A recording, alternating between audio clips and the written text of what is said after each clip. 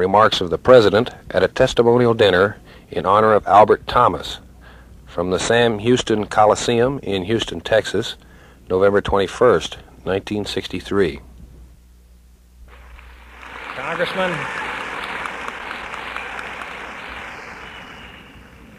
Congressman and Mrs. Thomas, Mr. Vice President, Governor Conley, Senator Yarborough, Congressman Casey and the Congressional Delegation of Texas, ladies and gentlemen, when I came to the House of Representatives in 1947 as a fairly young congressman from Massachusetts, I heard the old saying that you spend the first 6 months in the House of Representatives wondering how you got there, and the next 6 months wondering how everybody else got there. I spent the first 6 months as expected, but I must say that I never wondered how Congressman Thomas got there. It's always been clear to me.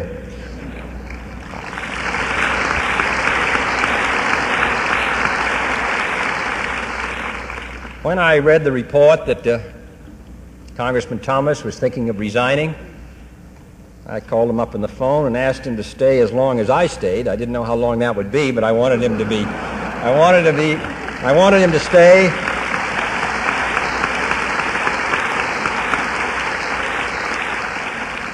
I wanted him to stay because I thought that he not only represented this district with distinction, but also he served the United States. The President, see, has been called a good many names, and presidents have been also, but no president can do anything without the help of friends. And I must say, in the 3 years that I've been in this office, the 3 years really since I was here in Houston that night in this hall, I don't know anyone who's been a greater help in trying to get the job done, not just for Houston and not just for Texas, but for the entire United States than Albert Thomas. And I'm glad to be with his friends here tonight.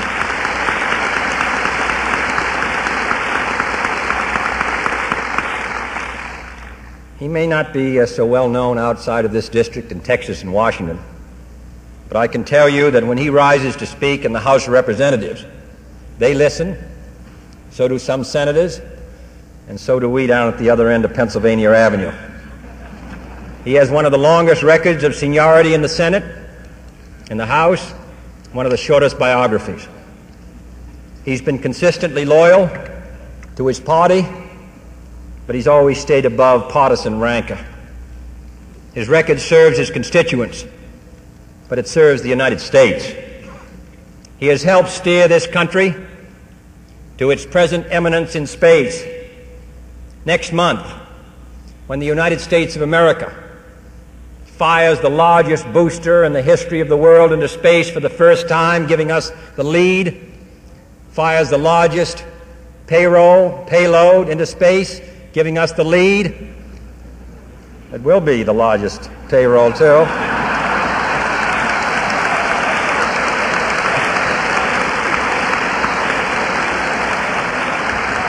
And who should know that better than Houston?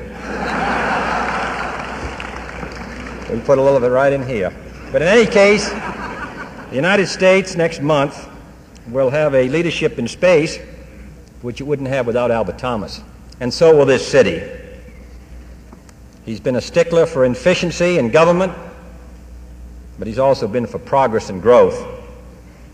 He's 65 years of age this month, but he's a young man's interest in the future and a young man's hope for his country. For he's lived with change, and he has sought to channel its force instead of combating it. He understands, as any Texan does, the meaning and importance of growth, for he has served one of the fastest growing countries and states and cities in the nation. And those who oppose progress should look at Houston and look at Texas. When he went to the United States Congress in 1936, some 27 years ago this month, this city had less than 200,000 people. But Albert Thomas had a vision of a modern Houston, which now has 1 million people. and is growing stronger every day. He was not satisfied, nor the people of this city, with a channel which carried less than 30 million tons a year. He foresaw that this city, despite the fact it's located 50 miles from the sea, and I come from a city that is on the sea, and yet this city today ships second to the city of New York around the world, and that's in part because of Albert Thomas.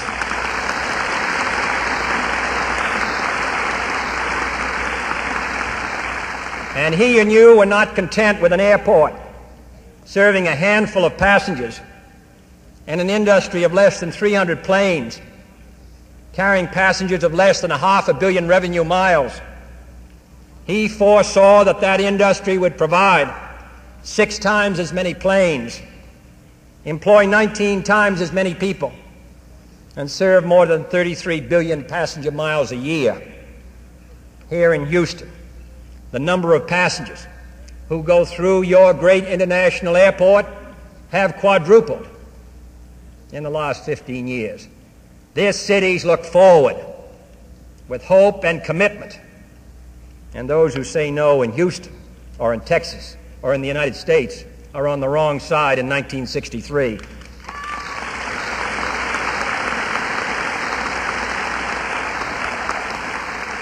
Finally, when Congressman Thomas went to the House of Representatives in 1936, he did not confine his sight to a Texas of less than 6 million people, a Texas doing less than $500 million of manufacturing, a Texas in which 37% of its population lived on the farm.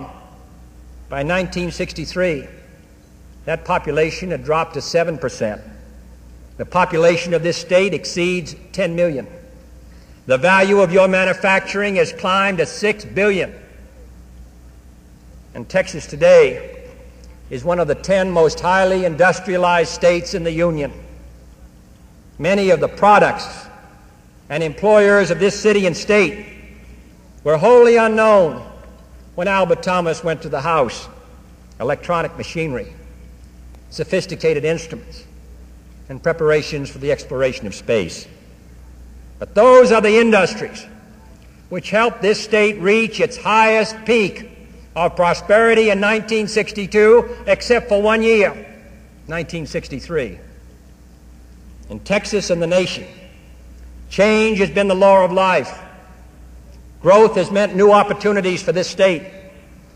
Progress has meant new achievements. And men such as Albert Thomas, who recognize the value of growth and progress, have enabled this city and this state to rise with the tides of change instead of being swept aside and left behind.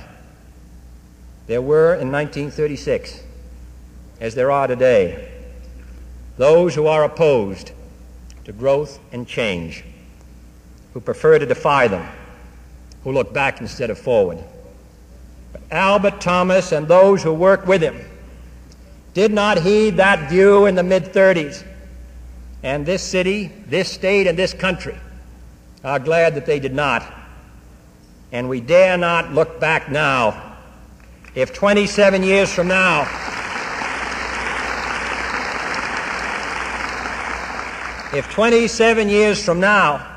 in the year 1990, a new generation of Americans is to say that we too look forward. In 1990, for example, this nation will need 3 times as much electric power as it has today, 4 times as much water. And that's why we're developing the Canadian River and the San Angelo and the Columbus Bend and other Texas River projects, and seeking at Freeport to find an economical way to get fresh water from salt, and building anti-pollution plants throughout this state and nation in a new and expanded program. In 1990, the need for national and state parks and recreation areas will triple, reaching a total very nearly the size of Indiana. And that's why we're creating Padre Island Seashore and adding refuge.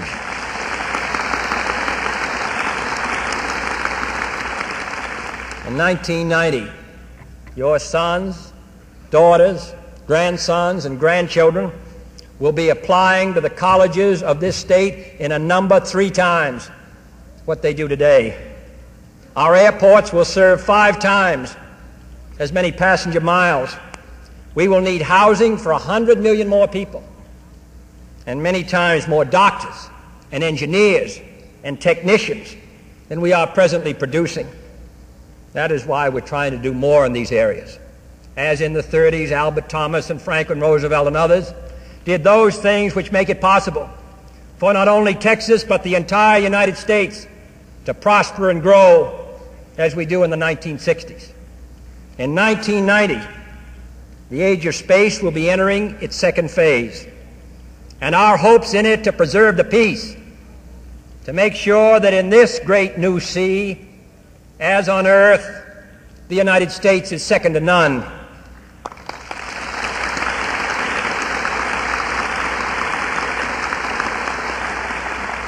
And that's why I salute Albert Thomas and those Texans who you sent to Washington in his time and since then, who recognize the needs and the trends today in the 60s, so that when some meet here in 1990, they will look back on what we did and say that we made the right and wise decisions.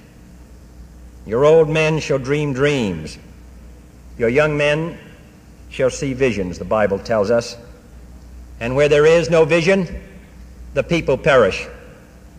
Albert Thomas is old enough to dream dreams and young enough to see visions. He sees an America of the future in the lifetime of us all, with 300 million people living in this country with a $2 trillion economy, which will happen in this century. Even more important, he sees an America, as do we all, strong in science and in space, in health and in learning, in the respect of its neighbors and all nations, an America that is both powerful and peaceful, with a people that are both prosperous and just. With that vision, we shall not perish, and we cannot fail. Behind